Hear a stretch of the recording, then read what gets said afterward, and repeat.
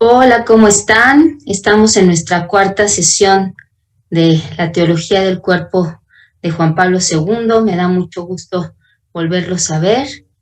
Y bueno, pues como ya saben, me gusta compartir estas presentaciones con arte. Entonces déjenme subir la presentación.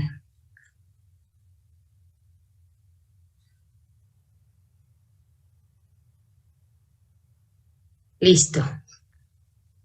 Bueno, el jueves pasado les presenté un esquema de teología del cuerpo y hablábamos de las preguntas existenciales, esas preguntas profundas que tenemos en el corazón y que debemos tratar de responder, porque solo así encontramos sentido a nuestra vida y nos van marcando un camino. Si no pudiéramos responderlas, nos sentiríamos como perdidos. Y aunque otros hayan vivido este camino y nos hablen de su experiencia, necesito encontrar yo las respuestas. Y yo les pregunto, ¿qué preguntas tienes tú? ¿Qué preguntas tienes? ¿Quién soy? ¿Cuál es el sentido de mi vida? ¿De dónde vengo? ¿A dónde voy? ¿Cuál es mi destino? ¿Por qué he sido creado? Hay muchísimas preguntas en nuestro corazón. ¿Qué hago con el dolor? ¿Cómo enfrento la muerte? ¿Cómo puedo ser feliz aquí en la tierra? ¿Dónde encuentro la felicidad? ¿Qué sentido tiene el mal? Y nos encontramos como este cuadro, ¿no? Reflexionando sobre todo eso que hay en nuestro corazón. Este cuadro es de mi hermana, mi pintora favorita, Katia Albarrán. Y este otro también. También nos preguntamos cómo puedo encontrar un amor que realmente me llene, un amor para toda la vida. ¿Cuál es el significado del amor? ¿Cuál era el plan de Dios para la pareja? ¿Cuál era el plan de Dios con Adán y Eva desde el principio? ¿Cómo era su relación con Dios? También podemos preguntarnos sobre nuestro propio cuerpo. ¿Cuál es el propósito de mi cuerpo? ¿Por qué no somos ángeles? ¿Por qué no somos solo espíritu? ¿Por qué Dios me creó hombre o mujer? Y en el corazón de cada uno de nosotros hay un gran anhelo de ser feliz. Y por eso surgen todas estas preguntas. Pero para encontrar esa verdadera felicidad, se tiene que abarcar todas las dimensiones de la persona. Pero muy especialmente debe implicarse la inteligencia y la voluntad. La inteligencia y la voluntad, esas dimensiones de la persona que nos hacen conocer el mundo y buscar la verdad. El padre Alfonso Aguilar es doctor en filosofía y él compara la vida con un viaje en tren, como en este cuadro, un viaje en tren. Y dice que el hombre será feliz en la medida en la que encuentre con su inteligencia el sentido de vida. Encontrar con nuestra inteligencia. O sea, es saber por qué se viaja, por qué estamos en esta vida. Y también tenemos que encontrar de dónde vengo y a dónde voy. Y en la medida en la que sepa con mi voluntad darle sentido, o sea, que sepa yo viajar bien, que sepa yo viajar bien.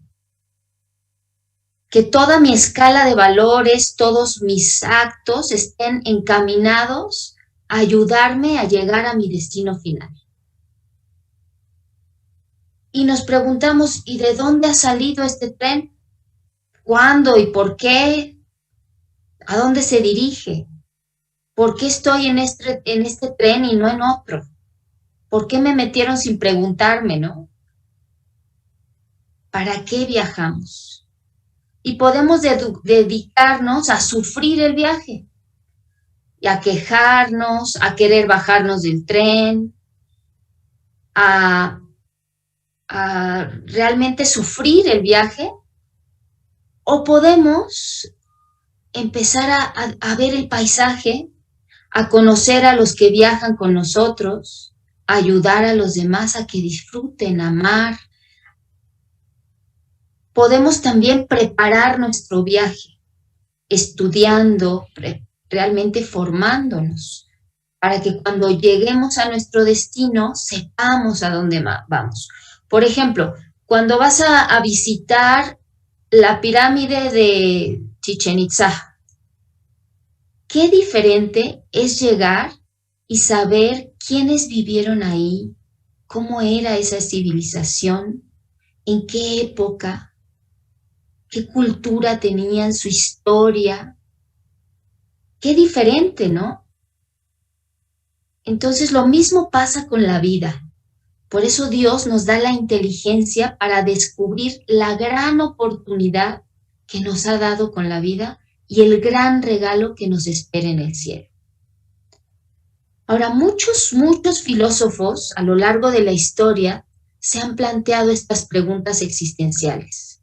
Y vemos algunos autores existencialistas clásicos como San Agustín, Pascal, Kierkegaard, Nietzsche, Dostoyevsky, y todos estos hombres se preguntaban por qué de la existencia. Pero no todos tomaron el mismo camino. Por ejemplo, Nietzsche trata de responder todas estas preguntas quitando de la ecuación a Dios, sin fe. Es el existencialismo ateo. Y él llega a la conclusión de que el mundo no tiene sentido, que hay un vacío existencial. Y el sentido lo tiene que poner cada persona, uno mismo. Y esto es una carga pesadísima. Es inventarte, construirte a ti mismo. Entonces no hay nada determinado, y es justo lo que veíamos la clase pasada, ¿no? Todo el relativismo, el hedonismo. Solo tú defines quién quieres ser y ni siquiera la biología te puede determinar. Gracias a nuestra inteligencia hemos transformado el mundo. Ya llegamos al universo, a los planetas, a la luna, ahora a Marte, ¿no? Pero aunque hemos tenido un desarrollo tecnológico impresionante, seguimos sin saber quiénes somos. Y tenemos en nuestro corazón todas estas preguntas sin responder. A diferencia de Nietzsche, el cristiano ve en todo la mano de Dios. Todo lo ve como un don que viene de Él. Y sabe que las respuestas a sus preguntas las puede encontrar en Dios. Él es el que da sentido a la existencia. Como este cuadro, ¿no? En el que el niño está mirando un horizonte. Me encanta porque los niños saben de la existencia de Dios. Sofía Cavalletti, que siguió toda la línea de María Montessori, escribió varios libros sobre la religiosidad del niño y decía, Dios y el niño se entienden. El niño entiende que hay un Dios y que Dios da respuesta a sus preguntas. Entonces, nos es imposible encontrarle el sentido a nuestra vida por nosotros mismos. Somos ilimitados. Lo primero que necesitamos es tener humildad y saber que somos creados por Dios. Y sobre todo, sabernos profundamente amados por Él. Leemos en el Salmo 138. Señor, tú me sondeas y me conoces. Me conoces cuando me siento o me levanto. De lejos penetras mis pensamientos. Distingues mi camino y mi descanso. Todas mis sendas te son familiares.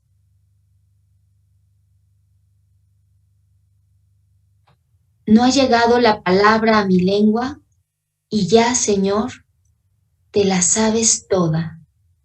Me estrechas detrás y delante, me cubres con tu palma. Tanto saber me sobrepasa, es sublime y no lo abarco. ¿A dónde iré lejos de tu aliento? ¿A dónde escaparé de tu mirada? Si escalo el cielo, ahí estás tú. Si me acuesto en el abismo, ahí te encuentro. Si vuelo hasta el margen de la aurora, si emigro hasta el confín del mar, ahí me alcanzará tu izquierda, me agarrará tu derecha. Si digo que al menos la tiniebla me encubra, que la luz se haga noche en torno a mí, ni la tiniebla es oscura para ti, la noche es clara como el día. Tú me has creado mis entrañas, me has tejido en el seno materno. Te doy gracias, porque me has escogido portentosamente, porque son admirables tus obras. Conocías hasta el fondo de mi alma, no desconocías mis huesos. Cuando en lo oculto me iba formando y entretejiendo en lo profundo de la tierra, tus ojos veían mis acciones, se escribían todas en tu libro. Calculados estaban mis días antes que llegase el primero. Qué incomparables encuentro tus designios, Dios mío, qué inmenso es tu conjunto. A contarlos, son más que arena, son, si los doy por terminados, aún me quedas tú. Señor, sondéame y conoce mi corazón. Ponme a prueba y conoce mis sentimientos. Mira si mi camino se desvía, guíame por el camino eterno. Qué preciosísimo salmo. Cómo estamos invitados con el salmista a reconocer todo esto, a que cada palabra se haga nuestra y que le demos gracias a Dios por habernos formado tan portentosamente. Si pudiéramos ver de este modo todo como un don, si nos supiéramos tan amados que fuimos creados para dar gloria a Dios y que nuestro cuerpo es capaz de hablar de Dios, de sus maravillas, de su bondad, de su sabiduría y del amor que nos tiene. Por eso es teología del cuerpo, porque nuestro cuerpo puede, si se da cuenta de que todo es don, puede hablar del amor de Dios. Y puede hablar de quiénes somos. Somos capaces de amar, capaces de dar vida, capaces de reflejarlo. Y nos habla del camino que tiene que recorrer el hombre para llegar a este llamado, hacer lo que Dios pensó para nosotros. Y el primer milagro es la vida. Esos 9 meses dentro del vientre en donde fuimos formados. ¿Quién no se ha maravillado al ver las manitas de un bebé perfectas, sus ojitos? Esto nos invita a contemplar, a ver qué bueno es Dios. Y ante tan grande regalo solo nos queda postrarnos y agradecer, alabar, contemplar, admirarnos y sabernos pequeños pero profundamente amados. El vientre de una mujer embarazada es un sagrario donde Dios está haciendo su obra sin pausar ni un minuto, ni un segundo. Dios es la vida. Y si Dios desconectase un solo segundo, esta vida pasaría a ser muerte. Nos sostiene. Jesús nos muestra la manera de ver y nos dice, fíjense cómo crecen los lirios del campo, ni trabajan ni hilan. Y yo os digo que ni Salomón, en todo su grandeza, estaba vestido como uno de ellos. Pues si la hierba que está en el campo se viste de esta manera, ¿no habrá mucho más para nosotros, hombres de poca fe? Y también lo dice hablando de la semilla de trigo que está en la tierra y que el sembrador, aunque duerma de noche y se levante en la mañana, la semilla germina y va creciendo sin que él sepa cómo. Sin que él sepa cómo. Pero Dios sí sabe cómo. La vida está creciendo. Entonces Él nos sostiene. Él sostiene la vida de cada uno y está presente y nos viste como hijos. Va trabajando en nosotros, nos conoce. Y la invitación es agradecer, abandonarnos en Él, a que nuestra vida se convierta en una acción de gracias, en oración. Y nuestra vida, la vida de cada uno, inició con un acto de amor conyugal. Dios quiso que el hombre colaborara. Somos co-creadores. Entonces, ante toda esta maravilla, ante sabernos tan amados, ante saber qué bueno es Dios y todo lo que ha hecho por nosotros, yo quiero preguntarles, ¿cuáles son esos anhelos que tienen en el corazón? ¿Cuáles son esas preguntas? ¿Qué están buscando? Todos podemos darnos cuenta que nuestro corazón anhela algo muy grande, algo profundo, algo duradero. Anhelamos felicidad, paz, plenitud, algo que nos llene de verdad, pero no sabemos cómo encontrarlo. Y el mundo nos empieza a llenar de ruidos y nos muestra caminos equivocados.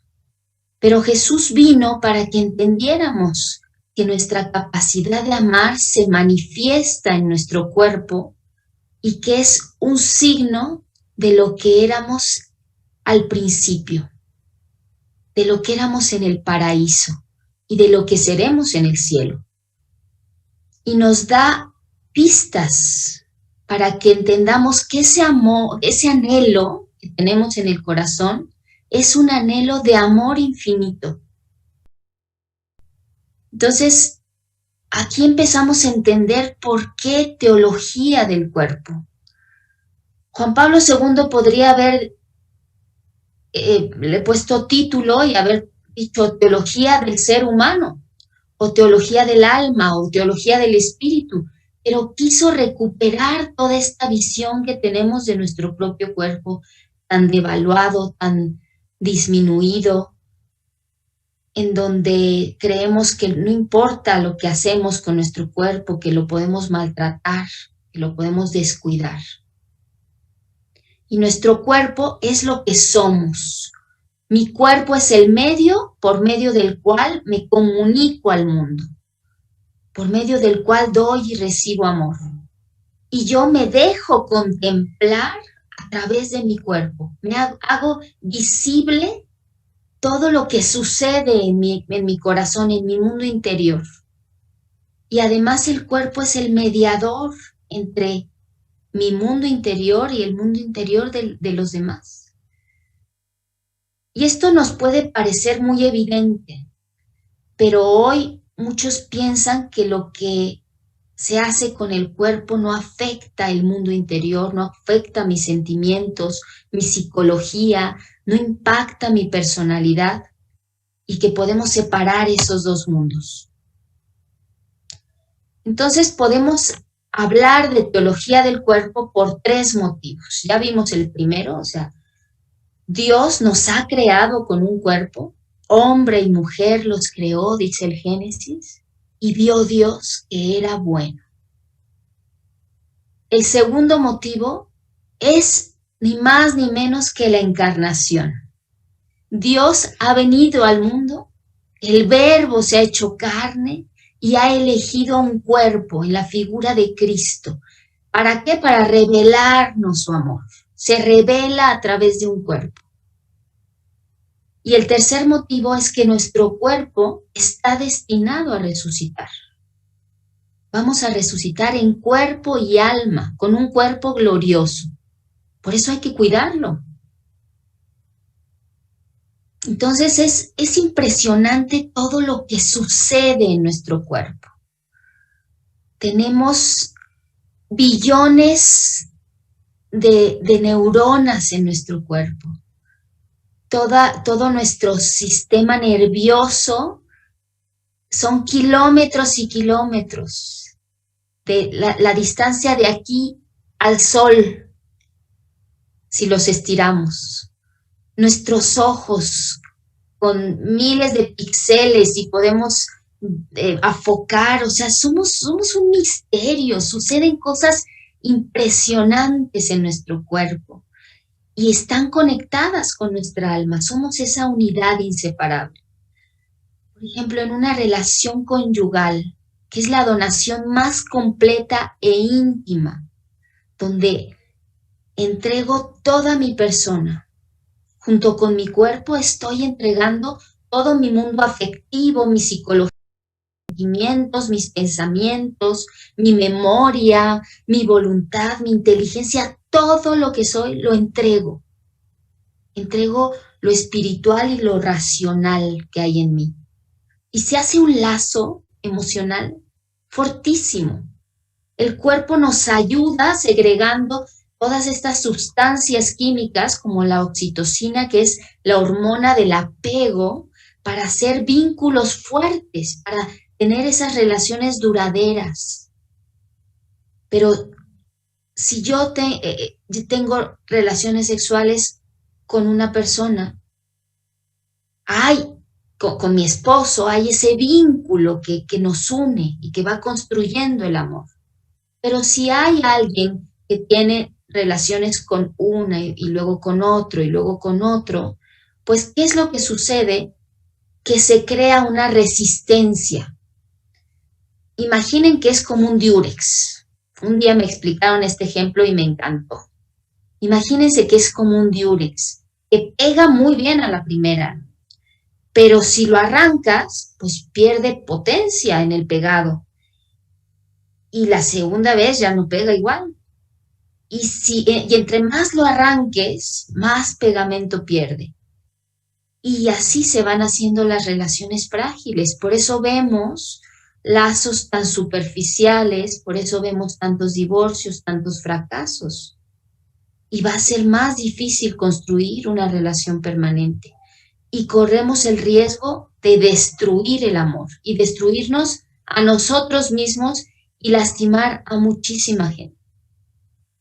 Entonces, la relación debe tener cimientos fuertes. La pareja debe comprometerse, debe tener ese proyecto común. Estamos hablando de la maravilla de nuestro cuerpo. Por eso es teología del cuerpo, porque estamos recuperando la visión de quiénes somos como cuerpo y alma. Les voy a volver a poner el esquema que vimos la clase pasada. Recuerden que dijimos que hay palabras clave que nos ayudan a descubrir quiénes somos. Y Juan Pablo II medita estas palabras claves de Cristo en Mateo 19, versículo 4, en donde Jesús nos invita a ver al hombre originario, el hombre en el principio. ¿Quiénes eran Adán y Eva en el principio? y contemplar esas experiencias originarias que son la soledad, la unidad y la desnudez, que nos hablan del origen. ¿Quiénes somos en el principio? ¿Cuál es mi origen? ¿Cómo era antes? ¿De dónde vengo? Para Juan Pablo II es muy importante reflexionar sobre estas experiencias originarias para saber quiénes somos. E inicia la teología del cuerpo a partir de nuestra historia, de ese principio, con una cita bíblica que es Mateo 19, donde los fariseos empiezan a plantearle a Jesús preguntas sobre el matrimonio y buscaban en realidad un hueco en la ley para poder repudiar y divorciarse de su mujer. Y se acercaron a él. Y vamos a leer la cita.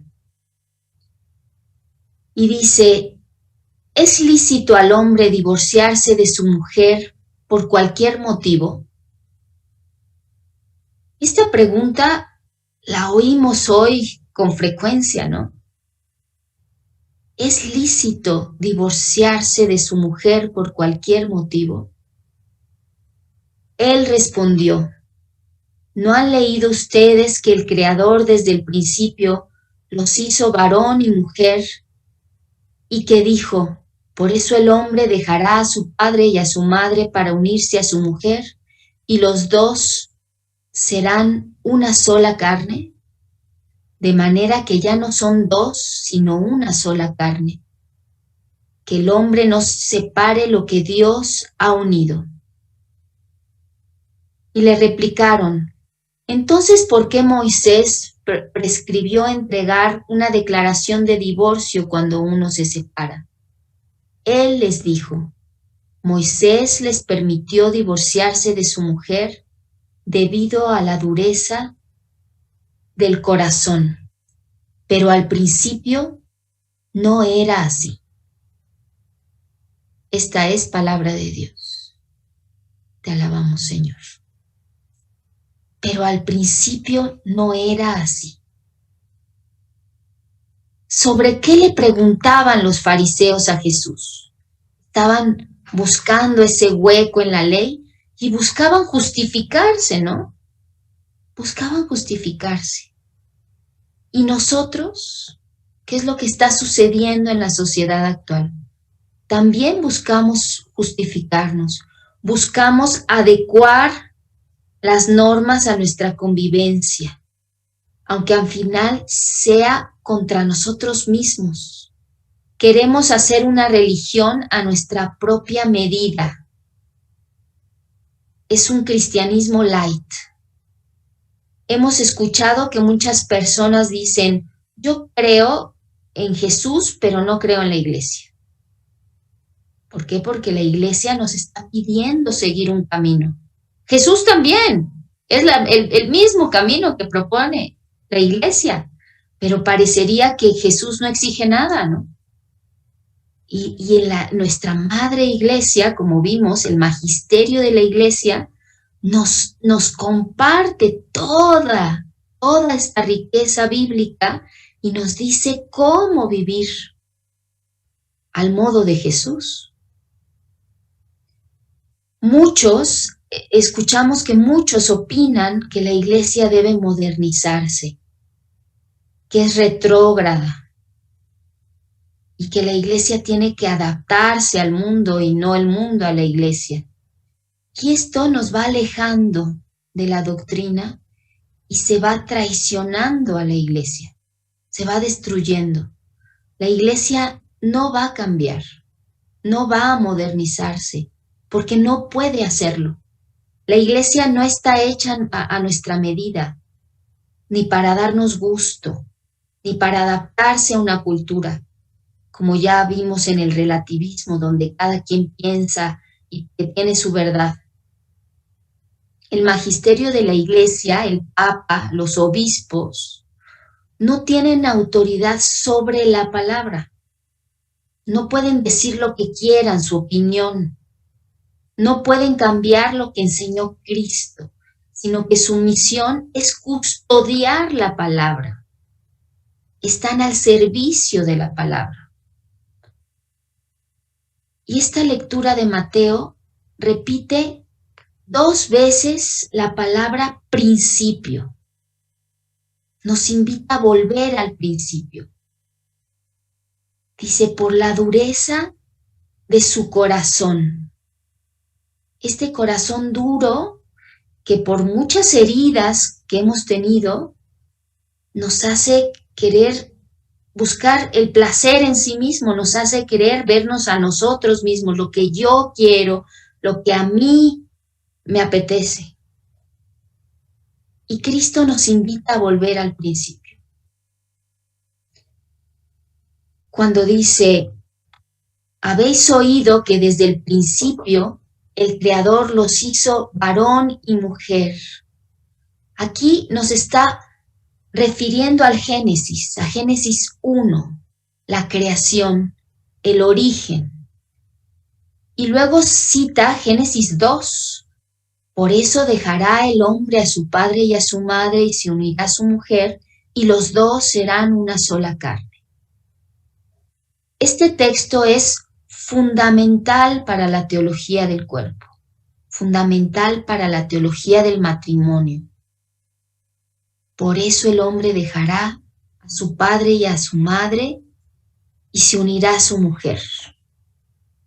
Necesitamos entender que aquí hay todo un contenido en la frase de Génesis 2 que quiere llevarnos a ese principio, a ese primer jardín del Edén en donde Adán y Eva vivían el plan de Dios, donde Adán y Eva estaban unidos al plan de Dios. Dios nos creó a su imagen y semejanza, ya dijimos en la clase pasada, ¿no? Y tiene un plan para habernos hecho hombre y mujer. No fue porque se le ocurrió así como hizo flores amarillas y flores naranjas. Tenía un plan. Y dice, creced y multiplicaos. O sea, el cuerpo del hombre y la mujer está hecho para la complementariedad. Sus propios cuerpos, al unirse, generan esa vida. Somos co-creadores.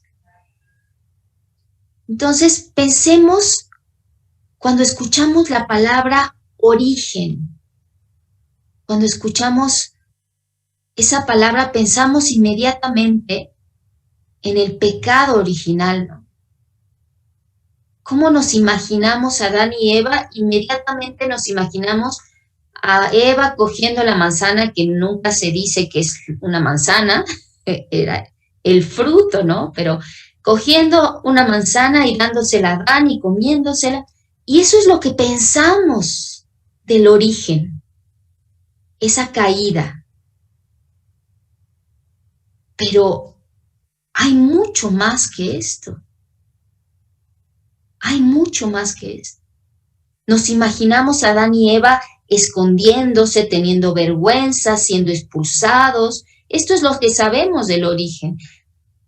Yo que les pongo obras de arte, me cuesta muchísimo trabajo encontrar imágenes de Adán y Eva, de cómo vivían en el paraíso. Pero Juan Pablo II nos dice cuál es nuestro verdadero origen. Nos habla de ese principio. Ese principio descrito en el libro del Génesis, en donde hombre y mujer los creó, significa la creación cuando dice, y vio Dios que todo lo que había creado era bueno. Pero significa mucho más. Nos lleva a descubrirnos antes del pecado, en la inocencia originaria. En el primer relato del Génesis, es el relato de los 7 días Y el segundo relato en Génesis 2 es ese jardín del Edén, en donde Dios dice, hagamos al ser humano a nuestra imagen y semejanza. ¿Qué significa ser imagen y semejanza? Y creó Dios al ser humano a imagen suya. A imagen suya los creó, hombre y hembra. Y vio que todo estaba muy bien, muy bien. Ese es el principio al que se refiere Juan Pablo II y que nos invita a volver, a imaginar cómo era ese paraíso. ¿Qué pasó antes del pecado original? En el Génesis, Dios y la humanidad vivían en intimidad. El ser humano ha sido creado para la santidad, para la pureza. Había esa unidad de cuerpo y alma. Había pureza en la mirada, en el amor. La fecundidad era un regalo, no era algo de lo que se tenía que defender el ser humano. Era un don. Y se custodiaba a la creación.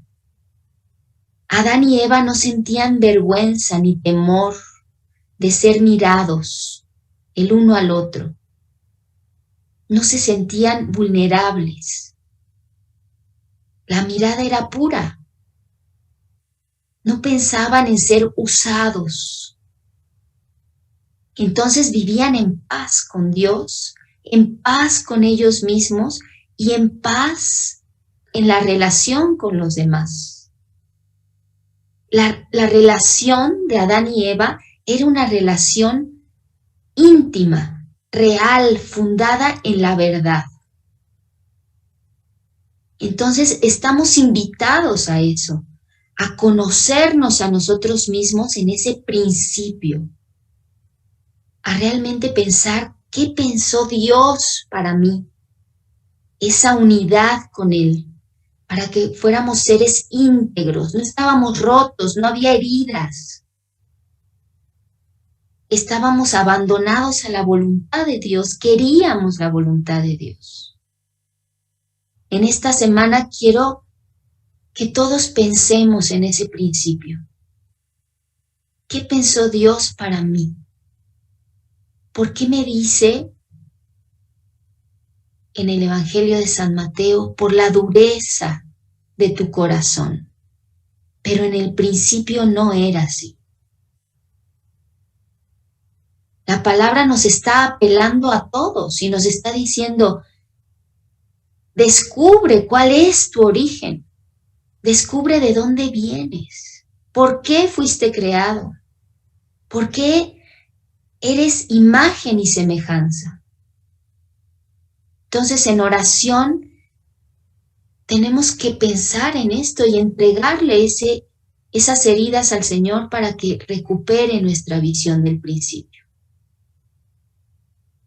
Pues les agradezco mucho esta sesión y nos vemos el próximo jueves. Que Dios los bendiga y meditemos realmente en este origen, de dónde vengo.